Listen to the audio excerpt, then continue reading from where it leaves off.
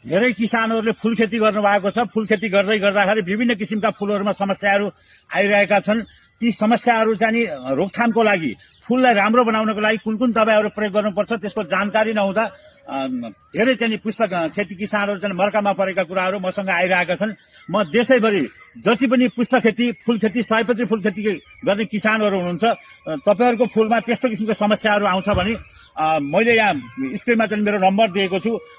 त्यो नम्बरमा चाहिँ व्हाट्सएप कल गरेर अथवा तपाईको चाहिँ सयपत्री फूलको बोटमा लागेका चाहिँ समस्याहरूको फोटो खिचेर मलाई चाहिँ मेसेज गर्नुभयो, व्हाट्सएप गर्नुभयो भने त्यसमा चाहिँ त्यो कुन किसिमको चाहिँ समस्या हो, कुन किसिमको रोग हो, के समस्या छ त्यो बोटमा, ल त्यसलाई चाहिँ के हाल्दा के स्प्रे गर्दाखेरि ठिक हुन्छ भन्ने कुरा म तपाईँहरूलाई सिकाउने छु।